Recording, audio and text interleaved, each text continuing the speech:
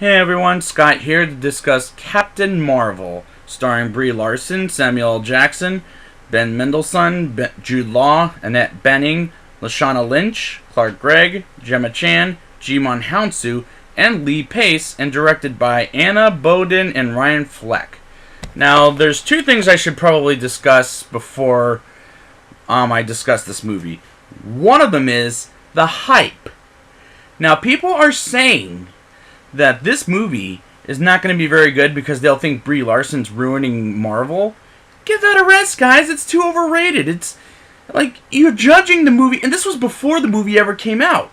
Like, if you're going to judge a movie, don't judge something that you haven't seen yet, because you haven't even seen it by this far until over the weekend, maybe. That's one thing before this movie came out. Number two, I wrote at the beginning that it wasn't leading up to these two movies.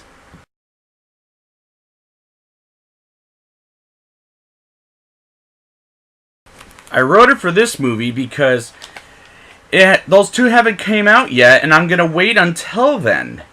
Because I've reviewed the other movies, and I am watching them again before I do Avengers and Spider-Man.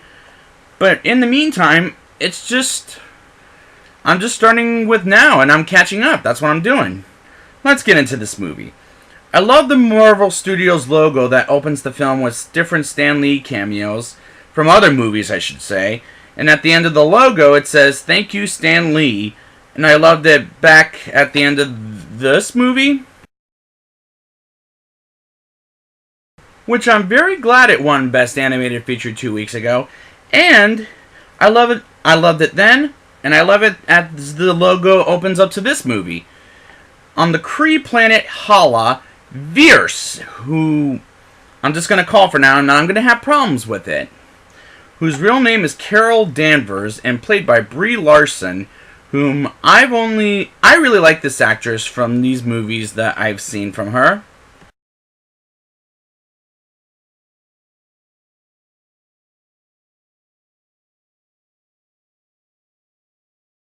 And after the new Avengers movie, I'll be reviewing her again in this movie for this series. For the battle that comes out next year that I'm really excited for. But back to Brie Larson. I like her as a badass in this movie, and people think she's ruining Marvel. And is she? I personally say no, and for those of you that say yes, you could stick those words if you haven't seen the movie yet or not planning to, and you could shove it up your booty. Anyways, moving on. There's some scenes where she's very good in versus scenes where she just does okay. And there's very little scenes where she's doing not very good in those scenes. But for the most part, I like her in this movie. Veers, who I'll call her for now the first hour of the movie, has nightmares about her past and trains and goes on a mission with a Kree leader named Yon-Rogg, played by Jude Law, who, coming into the theater, I thought was the main villain, and by the end of the day, spoiler alert, he was. And the advertisements were doing a good enough job to fool me into thinking he wasn't the bad guy. But that may be my main problem with is he's not that great of a villain. And I'm not buying the fact that he's a good guy in this movie, not even by this far. And I knew he was going to be the bad guy thanks to IMDb, so yay. Veers goes on a mission by Supreme Intelligence, played by Annette Bening, what is she doing in this movie? And Veers is joined by Yon-Rogg, and gives her the assignment as well as let me just say this. She goes on an assignment with Yon-Rogg as well as Bronchar Karath, returned by G.B.M.H from this movie. Minerva, played by Gemma Chan, who was in last year's, I feel like, a little bit overrated movie from last year. And Atlas.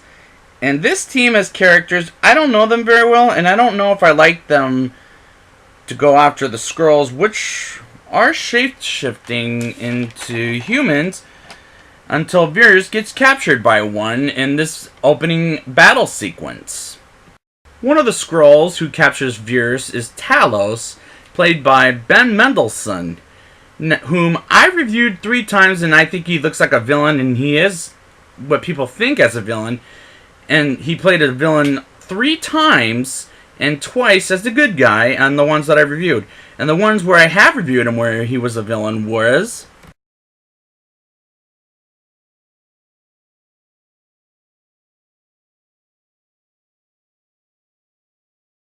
And the first time I reviewed him here is this movie.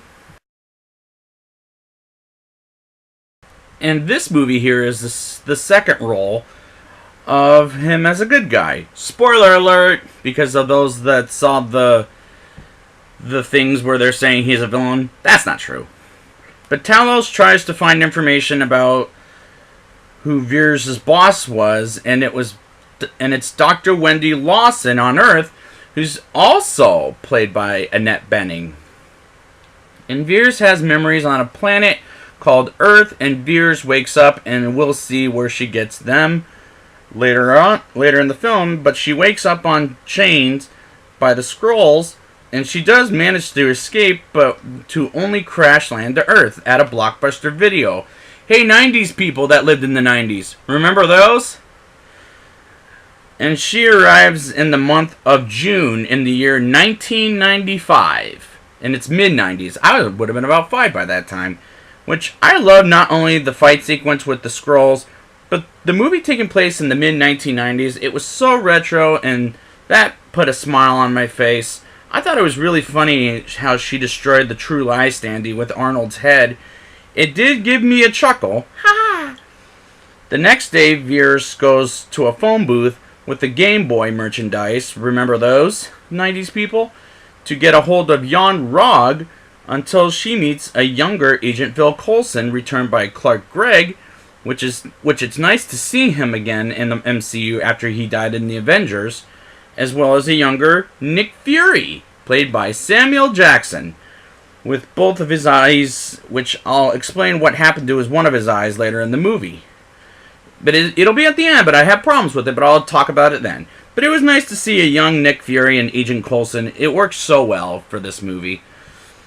Veers chases after a Skrull and fights it on the train, while Agent Coulson is left behind on the action, while a Skrull as Coulson is riding with Nick Fury and dies in his car. And as he smashes him in his car, that's how he dies, the Skrull I'm talking about. And I absolutely love the Stan Lee cameo. While he's reading something, it was just a great sequence.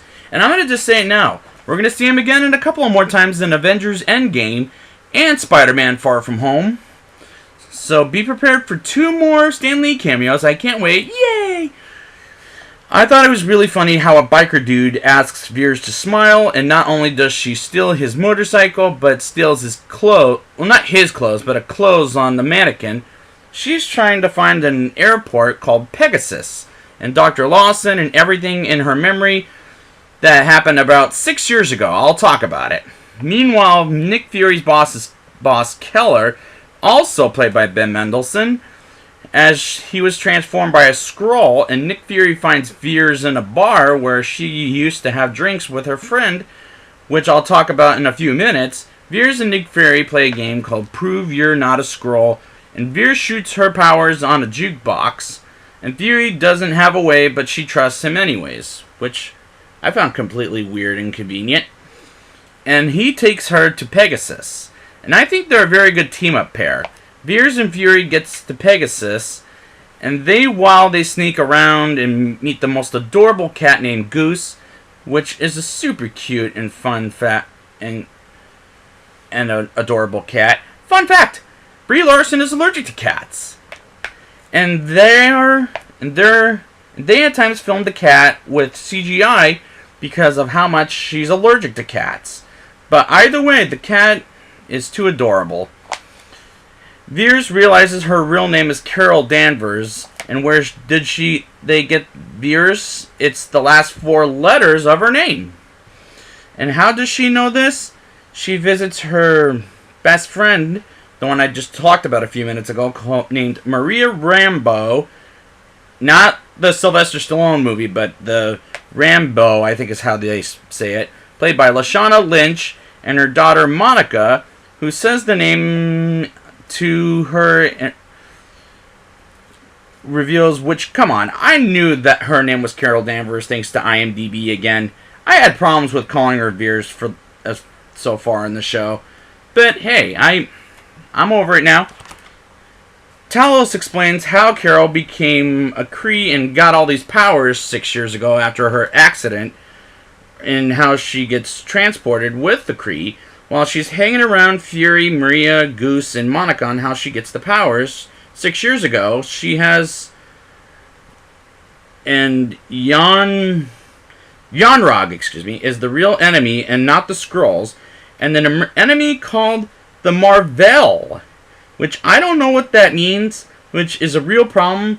But Carol realizes she has to fight the Krees with the Skrulls, and she finds the Tesseract from the ship. Yonrog reveals he's the bad guy and shoots her plane all those 6 years ago. Carol gets held up by Yonrog and escapes with her whole life. She gets up as she falls down every single time, and she fights off the Kree and gives Fury the Tesseract, and the cat eats it up, and as Fury sees Goose eating it up like a monster with tentacles on his face, he can't believe it. His eyes, that look on Sam Jackson's face, it's hysterical. And as he tries to make Goose eating up the Kree, he scratches his eye, and I thought Fury got it from a war, but nope. The cat was scratching his eye. The cat scratching his eye, and that bothered me pretty badly. But we do see how he gets his scarred eye, and it's because we see what it looked like in this movie. And I guess it explains a lot. I can't really say for certain. Carol goes back to Earth to easily defeat Yonrog, which is a powered cliche to death. And she gives a message to Ronan, returned by Lee Pace again from Guardians of the Galaxy, to leave Earth alone and she'll end their war. And the last scene before the credits begin, Carol flies to space as she gives Fury a contact thing from after the credits of Avengers Infinity War.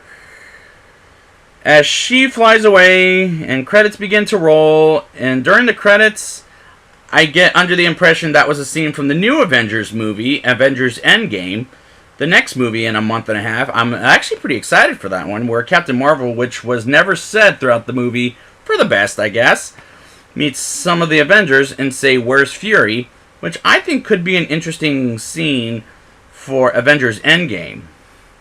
The final scene was the cat puking out the Tesseract, which was pretty humorous. I will give it that. I did crack up because I have cats and I know how they puke. Now it's time for the rating. I'll give this movie a 7.9 out of 10. I do like Brie Larson in the role, and is it a perfect Marvel movie? Not really. But I really liked it. There were problems at times, sure, but it's not nearly as bad as this movie. As far as the MCU is concerned, as far as the movies go.